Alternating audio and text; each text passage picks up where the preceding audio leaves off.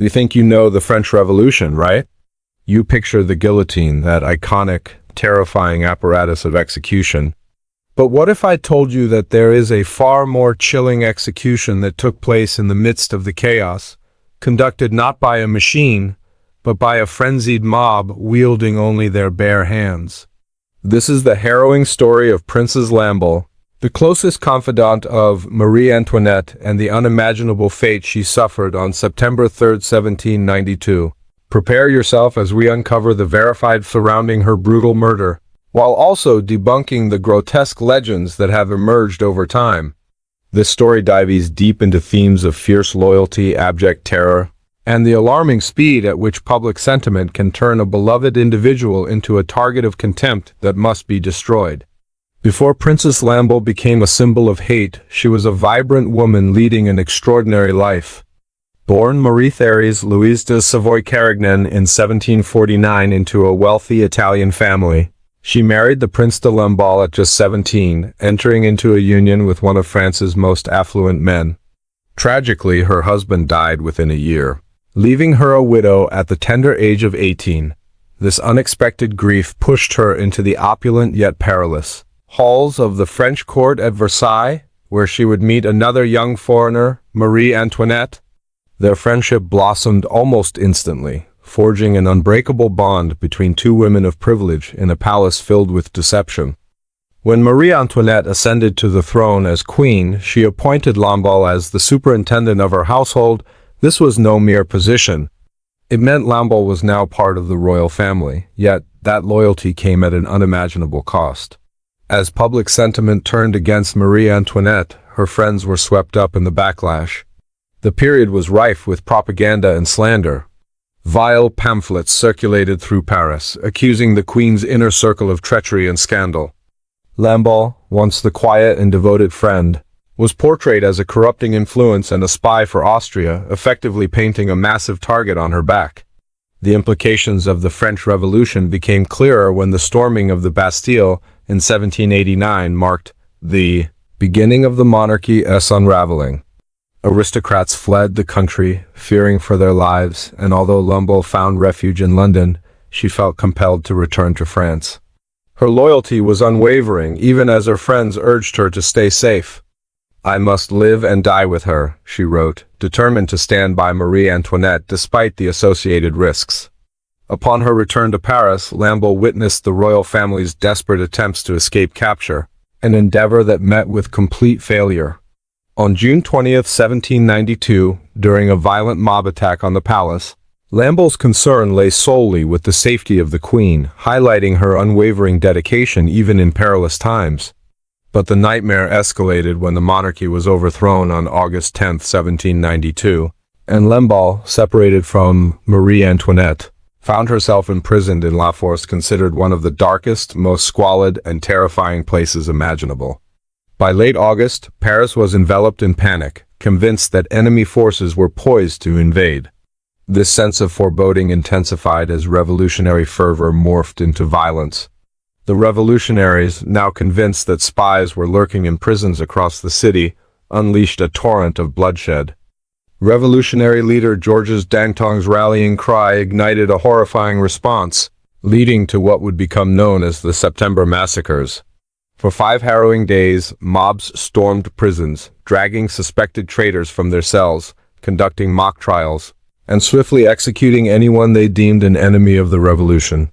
The streets ran red with blood while Lamballe remained trapped in the wreckage, fully aware that she was considered an ultimate prize, everything the mob despised. On the morning of September 3, 1792, the inevitable arrived. 2 guards entered her cell, signaling her fate had come. She was led to a so-called tribunal, a grotesque parody of justice where a few men sat at a blood-stained table, tasked with deciding life and death in a matter of seconds.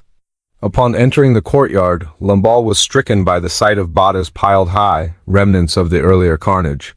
When they demanded that she swear loyalty to the revolutionary ideals of liberty and equality, while renouncing her loyalty to the king and queen, Lamballe faced her final test. She refused to betray her principles, declaring, "I will readily swear to the first, but I cannot swear to the second." "It is not in my heart," a voice urged her. "Swear or you will die." But her resolve was unshakable. She chose loyalty to her friend over her own life. In a cruel twist, the judges pronounced, "Let Madame be set at liberty," a deceptive signal to the mob waiting outside. Lamballe was thrust into a courtyard teeming with frenzy, the ground transformed into a slaughterhouse. In a swift motion, she became the focus of a rabid crowd. Eyewitness accounts suggest that she stood briefly, clad in white, before being struck from behind. Her cap fell away, revealing her long blonde hair as she collapsed. What transpired next was chaos incarnate. The mob descended upon her, stabbing and beating her with pikes and sabers in a gruesome frenzy, her life extinguished within moments. It did not end there. In a final act of degradation, her head was severed and displayed on a pike, a gruesome trophy meant to instill fear and serve as a psychological weapon against Marie Antoinette. Her head was paraded through the streets of Paris, sent as a horrific message to the Queen, forcing her to confront the consequences of loyalty and association. The mob gathered beneath the temple prison, where Marie Antoinette and her children were held captive, shouting for her to witness the gruesome display. As the chaotic sounds filled the air, a guard told her bluntly, "They are trying to show you the head of the Princess Lamballe." Whether Marie Antoinette actually saw the dreadful sight remains unknown, but the psychological impact was undeniable. She collapsed upon hearing those words and wept uncontrollably for her lost friend, overwhelmed by the torment inflicted upon her. The mob had accomplished their goal, leaving a scar that would haunt the Queen for the rest of her days. The legacy of Princess Lamballe's death is not merely a story of a tragic execution, but also the chilling transformation of a loyal friend into a symbol of hatred and scapegoating. The verified facts of her end are horrific enough without the distortions that emerge from them. For centuries, provocative and exaggerated myths have surrounded her demise. The most lurid tales spoke of horrific sexual desecration, claims of rape, dismemberment, and cannibalism, serving to amplify outrage and paint the revolutionaries as monstrous. These stories lack credible evidence and can be traced back to royalist propaganda aimed at demonizing the revolution. Furthermore, bizarre rumors, such as accounts of Lamballe's severed head being styled for the Queen or hiding secret messages in her hair, are romanticized fictions lacking any basis in fact. Even the most enduring myth that Marie Antoinette was compelled to kiss the lips of Lamballe's decapitated head has been debunked. These myths, though sensational, distract us from the true horror of Lamballe's story, which is a stark reminder of the costs of political upheaval. The brutal murder of Princess Lamballe was not a formal execution ordered by the state. It was a lynching, a mob murder driven by blind rage, targeting her as a powerful symbol rather than acknowledging her humanity.